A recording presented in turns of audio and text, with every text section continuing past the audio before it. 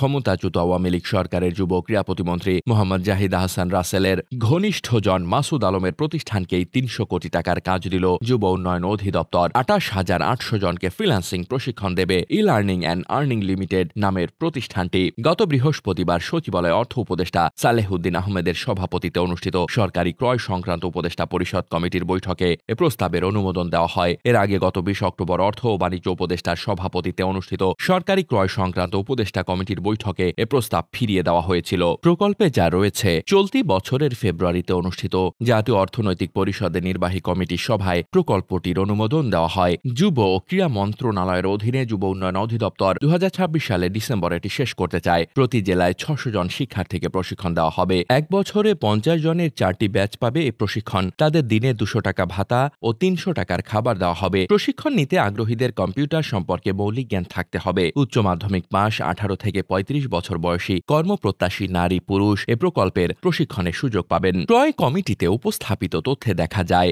দরপত্রে ২০টি প্রতিষ্ঠান অংশ নেয়। তবে গ্রহণযোগ্য হয় e-learning and earning limited, Bangladesh IT institute, SEO Expate Bangladesh limited এবং new horizon CLC of Bangladesh. কারিগরি ও আর্থিক মূল্যায়ন যোগ করে প্রথম হয় ই-লার্নিং অ্যান্ড আর্নিং লিমিটেড। প্রতিমন্ত্রী রাসেলের ঘনিষ্ঠজন মাসুদ আলমী লার্নিং অ্যান্ড আর্নিং এই কাজ পাচ্ছে। গত অক্টোবরে এমন খবর প্রকাশিত হলে তথ্য প্রযুক্তি ব্যবসায়ীদের তীব্র অসন্তোষ দেখা দেয়। কোম্পানিটির ব্যবস্থাপনা পরিচালক মাসুদ আলম ২০২৩ সালের ২৩ নভেম্বর মাছরাঙা টেলিভিশনের রাঙা সকাল নামে একটি সাক্ষাৎকার অনুষ্ঠানে বলেন, ২০০১ সালে বিএনপি ক্ষমতায় আসলে আমরা খুব ক্ষতিগ্রস্ত হই। আমার বাবা আজহার উদ্দিন আওয়ামী লীগ করতেন বলে তখন তিনি পালিয়ে যান। ফলে প্রাইমারি স্কুলের পড়াশোনাও শেষ করতে পারিনি। ৭ আগস্ট আবদুল্লাপুরের হাউস বিল্ডিং এলাকায় ঢাকা ময়মনসিংহ রোডে স্বরাষ্ট্র মন্ত্রণালয়ের স্টিকারযুক্ত গাড়িতে বস্তা ভর্তি কয়েক কোটি টাকা সহ আটক হন মাসুদ আলম। তিনি স্মার্ট বাংলাদেশ পুরস্কার ২০২৩-এ ভূষিত হয়েছেন। এর আগে ২০২২ সালে তিনি তৎকালীন প্রধানমন্ত্রী শেখ হাসিনার হাত থেকে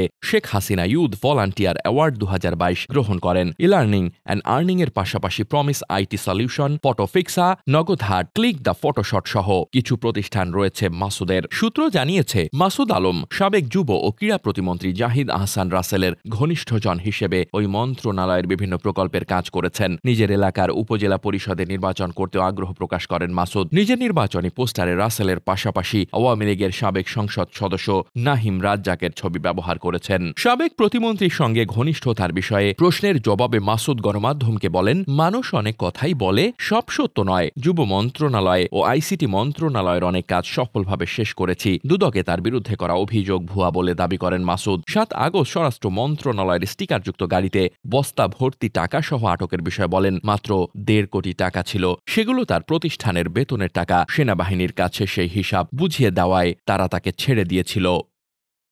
ডেস্ক রিপোর্ট, বার্তাবাজার।